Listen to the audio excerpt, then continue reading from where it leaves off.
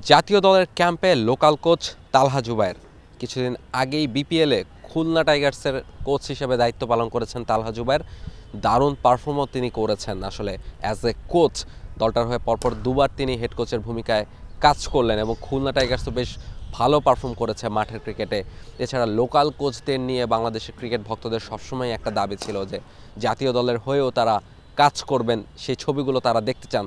ফলে তালহা জুবায়েরের সাথে head coach Phil সিমন্সের এই ছবি দেখে নিশ্চয়ই আপনারা খানিকটা স্বস্তি পাবেন বা খানিকটা আনন্দ পাবেন যে লোকাল কোচরাও আসলে ন্যাশনাল টিমের সাথে এখন কাজ করা শুরু করেছেন। এর আগে আমরা দেখেছি যে মোহাম্মদ সালাউদ্দিন তিনি ন্যাশনাল টিমের অ্যাসিস্ট্যান্ট কোচ হিসেবে যোগ দিয়েছেন, ফলে তিনি কাজ করছেন।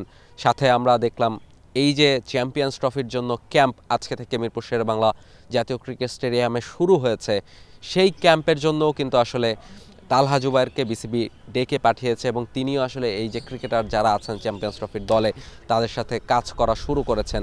আজকে বেশ কয়েকজন ক্রিকেটার ক্যাম্পে এসেছেন, যেহেতু বিপিএলটা গতকাল রাতেই শেষ হয়েছে, ফলে প্রত্যেকজন ক্রিকেটার আসলে যোগ দিতে পারেননি। অনেকেই গতকাল ফাইনাল ম্যাচ খেলেছেন, ফলে যারা আসলে বিশ্রামে ছিলেন তারা যোগ দিয়েছেন আজ প্রথম দিনে, বাকিরা হয়তো বা পরে যোগ দিবেন। সেই ক্যাম্পে আমরা দেখলাম যে তালহা জুবায়ের এবং হেড কোচ ফিল সিমন্স বেশ অনেক সময় একটা আলোচনা করলেন।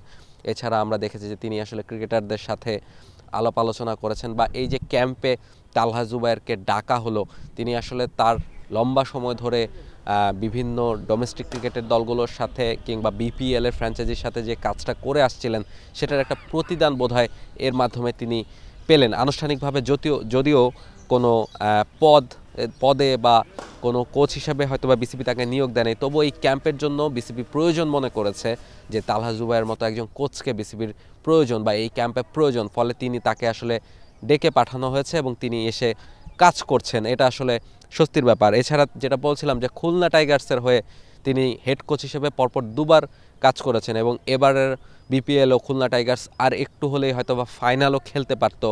শেষ বলে গিয়ে তারা চিটাগাং কিংসের কাছে হেরে বিপিএল থেকে বাদ পড়েছিল সেকেন্ড কোয়ালিফায়ার ম্যাচে। ফলে সেই জায়গাটা থেকে খুলনা টাইগার্সের পারফরমেন্সও কিন্তু বেশ দারুণ হয়েছে এবং লোকাল প্লেয়ার এবং ফরেনারদের তিনি যেভাবে টিমটা ব্যালেন্স করেছেন প্রত্যেককে নিয়ে, সেটাও কিন্তু বেশ প্রশংসা কুড়িয়েছে তার কোচিংটা।